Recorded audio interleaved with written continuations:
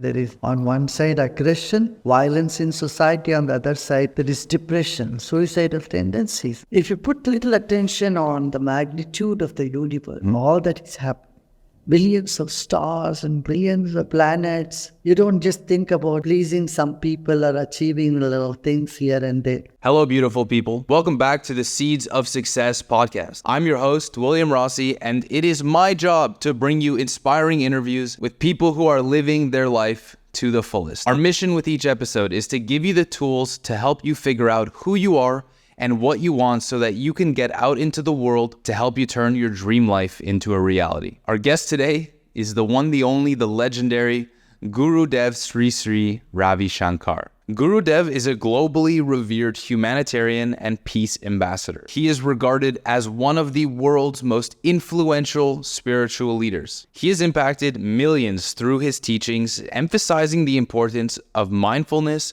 meditation, and holistic wellness in today's fast-paced world. One of the ways he expresses this is through his nonprofit, The Art of Living, which can be found in over 150 countries around the world. One of Gurudev's most recent accomplishments is hosting an event at the National Mall in Washington, D.C. for over 1 million people from 180 different countries. This is the kind of power that this man has. This is not your traditional podcast conversation, but rather more of a Q&A with a man who is considered to be a beacon of hope for many seeking inner peace and purpose. That being said, without further ado, today's guest is Gurudev Sri Sri Ravi Shankar. It's a privilege to have you take some time to chat with us today, and I want to acknowledge you for everything that you've done in the world so far, including your most recent event. You hosted over 1 million people from 180 countries at an event in the National Mall in Washington, D.C. Now, I've seen a lot of that, and I've been speaking to a lot of people who are volunteering for you today. And a lot of them share a lot of experiences that they've taken away. I'm curious on your takeaway, if you have one in specific, what you learned and realized in that event. You know, I come only to give away, not take away anything. So I have not taken away anything.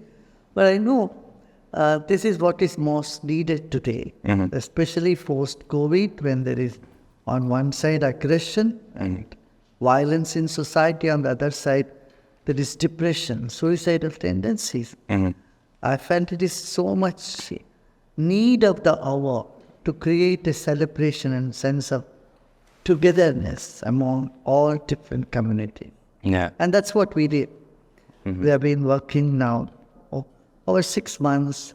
Our team has been working in DC and all over US, and I myself toured about 40 different cities to give this one message that we are all one human family. Now, I'll jump right into it and say, so we've interviewed people around the world, hundreds and hundreds of people from Asia, Europe, the Middle East, North America, and people of all ages and all occupations. We've noticed patterns with each of these people from different parts of the world. One of those patterns is that most of them, no matter the age, nor the occupation, nor the culture, feel a lot of stress in life. There are also the other side, people like yourself and people that the mass follow and appreciate their wisdom, that don't feel as much stress. What do you think is the difference between someone maybe in your position with your capability of managing stress versus someone who has a harder time doing so? You know, just the miss out in our education system. See, neither at home nor in school we learn how to manage our emotions, how to manage our stress, how to manage our mind. This is not part of our curriculum. And that's the issue. Today, the world leaders are talking about peace and security. But so much money is being spent on defense and security, very little is being done for peace education, isn't it? So I feel it's very important. When children are not mindful, they are so restless, and their attention span is shrinking.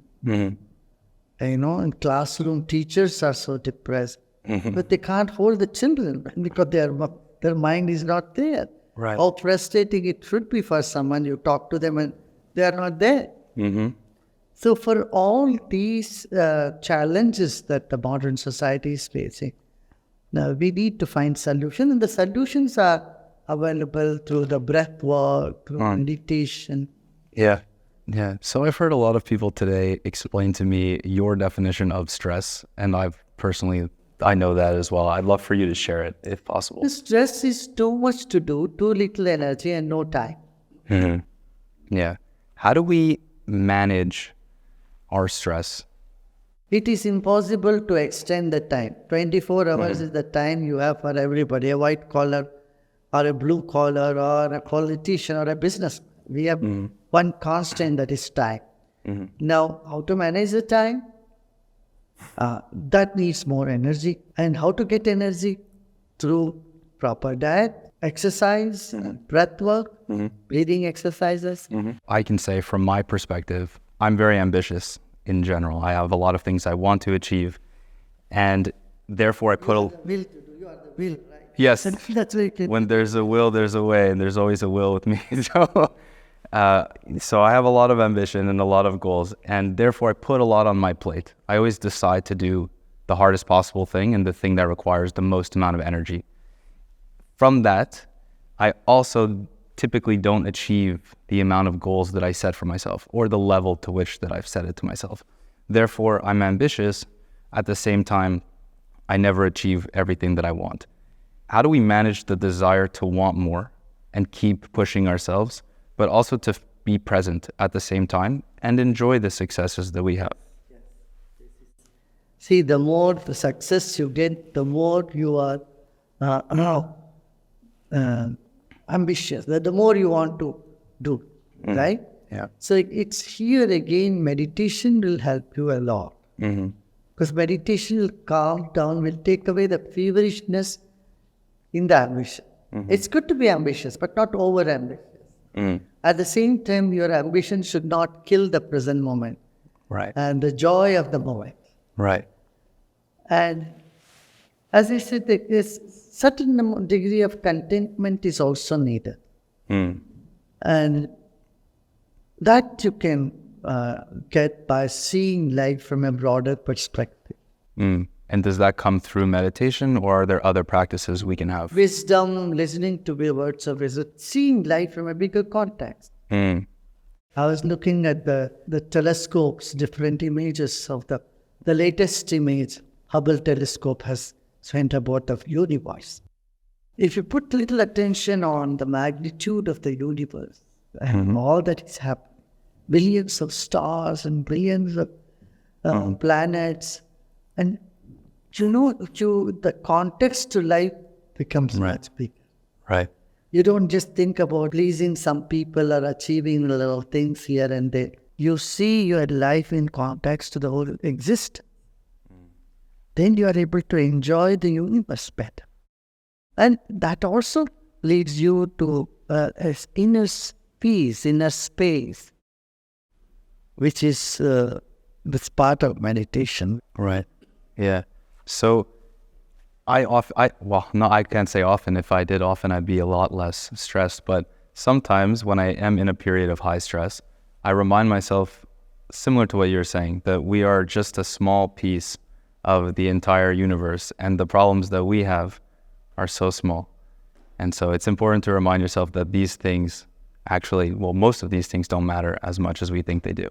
Now, for someone who doesn't practice meditation, or potentially doesn't believe, a non-believer of sorts, of the capabilities of meditation, what is the benefit to consistently meditating? You don't have to be a believer in order to meditate. Meditation is a practice, is an exercise. When you do it, then you reap the benefits. You see, you have a balanced food. You take balanced meals, right? You eat carbohydrate, proteins, minerals. Right. If someone says, no, I don't believe in all this, Yeah. I would just stuff myself with only carbohydrate. Whether you believe it or not, the facts don't change. And the facts are, it helps. Relaxation, of course, it boosts your immune system, makes your body strong, your mind sharper, your emotions more positive. Why would anybody not like? For sure.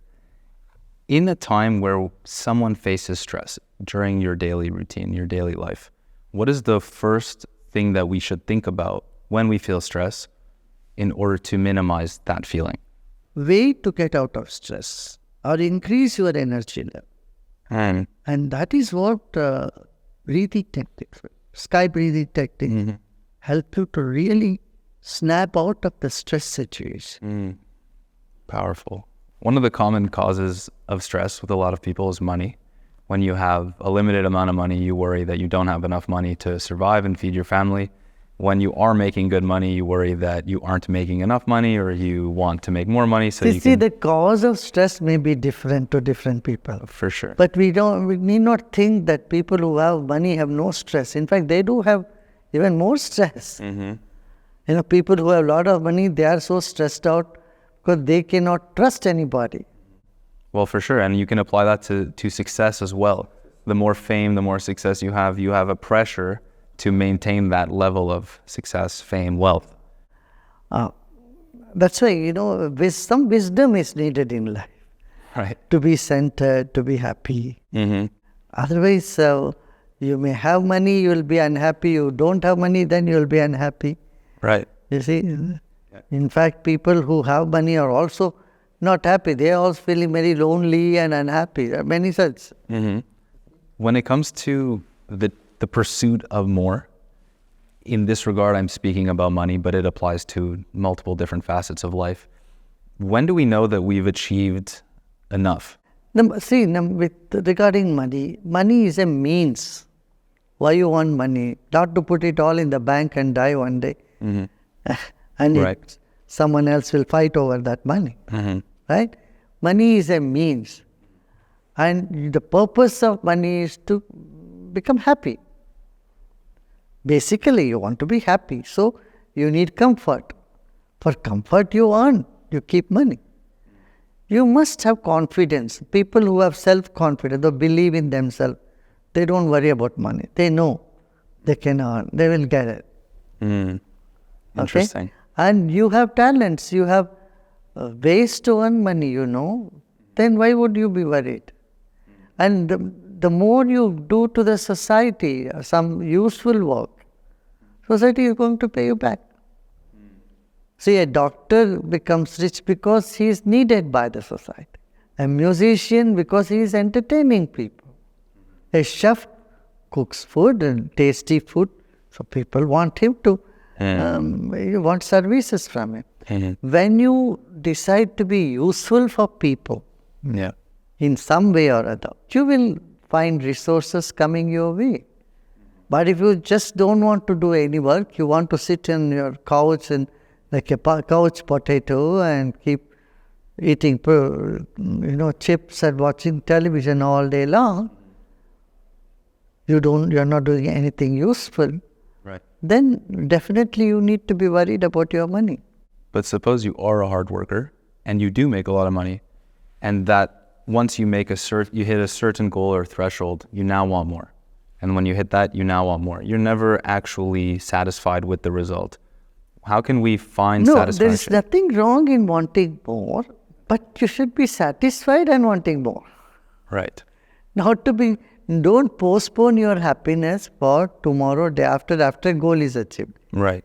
Be happy now with what you have and then strive for what you want. Is there a way? This is the art of living. Right. What does it mean to be truly wealthy? And in this regard, I'm referring back to your book, and you talk about the 8 wealths. You see, it's your consciousness, the abundance in your consciousness. That makes you wealthy. You may have a big bank balance, but if you are stingy, if you are scared, if you are worried, if you don't have a smile, I won't call you are successful or you are wealthy. Wealthiness comes with your confidence to share, your confidence that, you can create prosperity. Yeah. What is your advice in terms of increasing your confidence? 3 things. Commitment to a cause. Second is context to life, bigger context to life. Look back, whenever you had a crisis, you always got help. Mm. So have that confidence, I will get help, I will be successful. Mm-hmm. That context to life. Yeah. And then third thing is compassion. Mm. If you have compassion in your heart, that will give you more contentment. I noticed that a lot when I've traveled I've lived in Canada my whole life virtually, but as I've traveled to third world countries, you notice the differences in the quality of people's moods and happiness and their perception of life. A lot of people say when they travel, at least from the Western countries, we go to a third world country and we say, it's amazing. They have so little, but they're so happy. They're so satisfied with life. And that reminds me, of course, of your community and how your life in those parts of the world is bigger than who you are. Can we apply that back home when we live in an individualistic society? Yeah, it's all just a matter of understanding. Here also, you have seen here, we have had a program for over 1,000 graduates came from all different places, and you saw so much happiness. I have been coming to this country from 1986, and I see there is so much wherever I have been there, and people doing meditation, doing yoga, and doing service activities. They are so blissful, happy. Today, that east and west, north, south, these divides have disappeared to great extent, though not fully. At least there is a lot of give and take. See, 42 years back, there was so much prejudice about yoga, meditation. It was not a mainstream narrative at all. But today, that's not the case. Yoga is part of wellness. Veganism, those days, vegetarian means it was something not seen as a mainstream habit. Vegetarian, it must be some freak thing, Today, it's not considered a freak or a quake thing. Vegetarianism has become mainstream talk today. So, the world is moving in the right direction, I feel. There is so much more awareness about environment, which was not there, half a century back. So, things are changing, and more had to change. Right. Yeah. So there are 3 guiding questions that we preach in our business. These 3 questions, if you know the answers to them, feel confident about them, we believe will lead you to live a more fulfilling life. Those 3 questions are, who am I? What do I want? And how do I get what I want? Now, I know the question of who are you and who am I is very important to you. Can you elaborate on understanding who we are and figuring that out? Yes. See, we, in Art of Living, we talk about 7 layers of our existence. The body, breath, mind, intellect, memory, ego, and the self. So in this, the ego is that identity. Right. I say there are several identities we all have. The first and foremost identity is we are just light, part of a universal light, spirit. Mm-hmm. And then we are human beings. This should be our first identity. And later on comes our gender, I'm male or female, then it comes whether you are a Canadian or a US citizen or you're Indian or you're African. And then comes the identity of you follow this religion or that religion. In the religion, which denomination you follow. So it's okay to have all those different denominations. But first and foremost, we must realize we are part of one universal light. And This identity, or the second identity, we are a part of one global human family, makes all the difference. If we forget this, then always there is a weak spot within you. There is anxiety, loneliness, fear, isolation. All these things come up to you, and you become more and more stiff and rigid. If you simply associate yourself or hold on to lesser basic identities. Interesting. So the idea that we think we don't belong anywhere is contributing to things like stress, anxiety, and loneliness, when in reality you're saying everybody at the core Yeah. indeed does belong to something. Correct. And these are the questions that arise in a mature intellect. It's normal.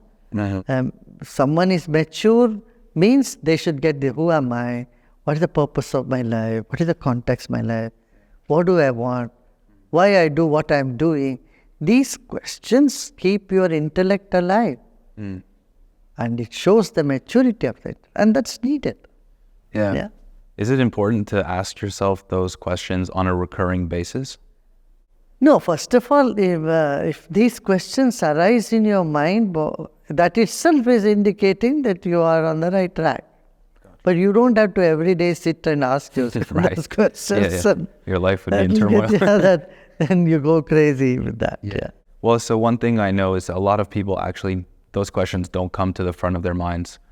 Sometimes forever, but most cases until something major happens in life. Correct. It takes something drastic happening for you to rethink why you do things. A lot of people do a lot, but we forget to think about why we do these things. So should there be a practice on, let's not say a daily basis, but... No, there is no practice as such. I would say listening to words of wisdom, meditating, learning life from a bigger context of space and time. And these questions naturally will arise. And these questions will arise only a person is free from stress. When you say words of wisdom, who is wise? How do we dictate who is wise or not? Wisdom is something you find is needed in life. It's inevitable. But how do we determine? Main common sense, common sense is there. Don't hurt someone because, you don't like to be hurt. Simple wisdom is, so you are a businessman. You don't want your vendors to cheat you, so you should not cheat your customer. You don't want your vendors to cheat you, right?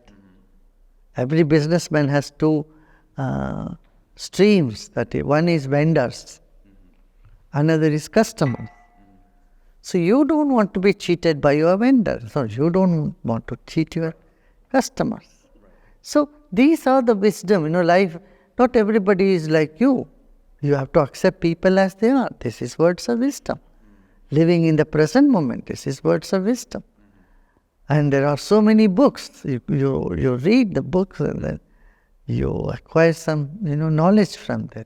And when that knowledge becomes part of your life, that is wisdom. So, are you happy in life? How do I look? You look happy. Are you always happy? Yeah, otherwise how we can spread happiness? Do you believe that happiness is a choice? Happiness is our true nature when we are free from stress.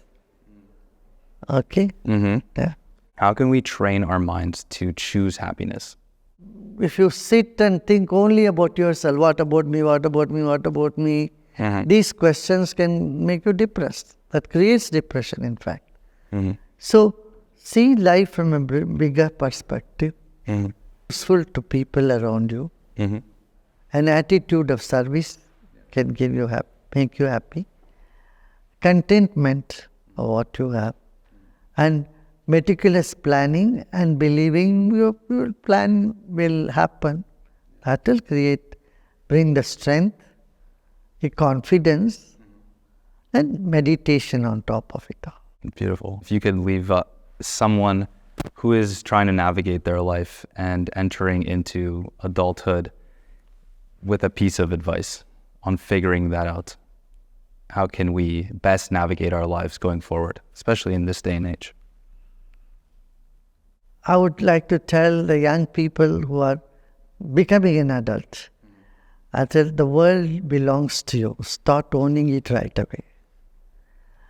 And cultivate compassion from within you.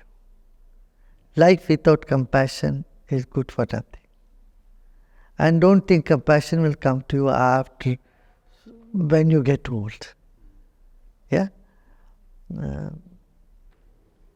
That's it. Thank you so Okay. much. Okay, all the best. Thank you so much for listening to this episode. If you haven't yet purchased your copy of our 365-day workbook, I highly recommend you do so. It is by far the best tool that you can have in your corner if you're hoping to make serious positive change to your life this year. And other than that, subscribe. We are releasing inspiring interviews every single week, sometimes even twice a week. Thanks again for listening. If there's one thing I can remind you, it is that everything in life comes down to your mindset. It's a mindset.